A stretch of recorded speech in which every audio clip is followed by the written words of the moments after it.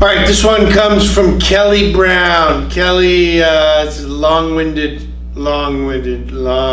question, but I'm going to summarize it the best I can. You were a men's physique competitor in a natural organization where you turned pro. They told you that you were too big for men's physique, so you decided to. And you're a lifetime natural bodybuilder, or you decided to switch to the NPC and try your hand there in both men's physique and classic physique, where you placed somewhere in the 7 to 12 range. They said you needed to put size on, which is the opposite of what you were doing in the natural organization, which makes perfect sense. You needed to put size on. And you're asking, when should you compete again? Should you take time off? Oh, and you also mentioned you're reading Chris Aceto's book, learning some good tips. My feedback, my answer is always this, and it's pretty simple. You do not get better at something by not doing it. And what that means is you're not going to get better at being on stage, competing, sucking down, losing water, getting shredded, if you don't do it. So these people that I laugh, they're like, oh, I'm going to take a year off and come back and I'm going to be so much better. You might be incrementally better. Every once in a blue moon, someone comes back significantly better, but it's usually rare. You need to, I believe, hone your craft by practicing it, doing it hours a day. For example, someone like Tiger Woods. Do you think if he just stopped cold turkey, no swings out on the course for a year and then came back, do you think he'd win? Do you think he'd be as good or better? Not even close.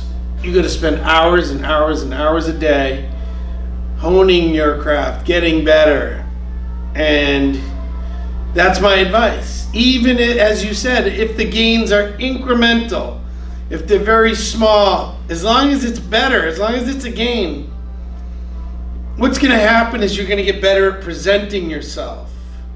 Hopefully your conditioning will get better.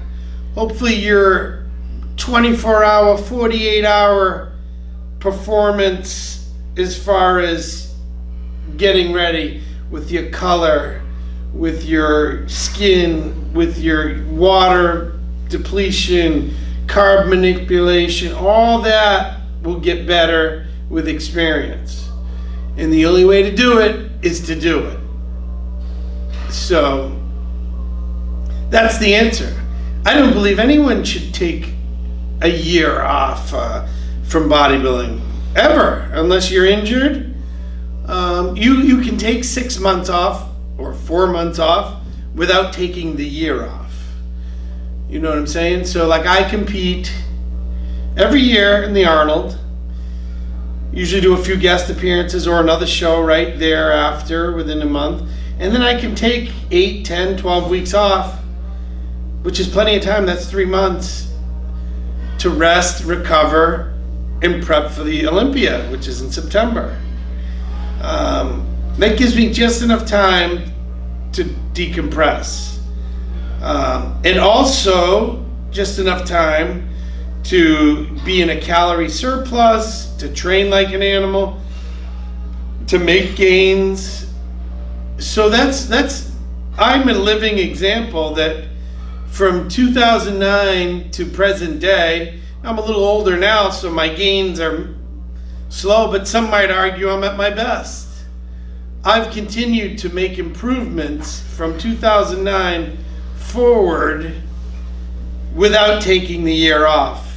In fact, competing 5 or 6 times a year, every year. So that's my answer. I don't believe you should take a year off. I don't think you should I don't think you're going to get any better by taking a year off. I think you need to focus on getting better at all the little things. Get better at training, train more efficiently. Get better at your diet, diet more efficiently. Same thing with your cardio, your rest, your supplementation. You can get better between now and the end of the year without taking a year off. And I do not believe you can get better if you don't do it. So that's my answer. Get better by doing it. Do it, and do it to the best of your ability.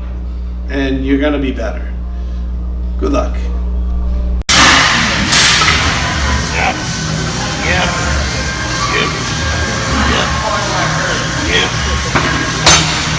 Alright, this is the Boston Mass. Thanks again for watching. Now, if you're not subscribing, subscribe now. Tell all your friends to subscribe. If you haven't, do it now. Alright?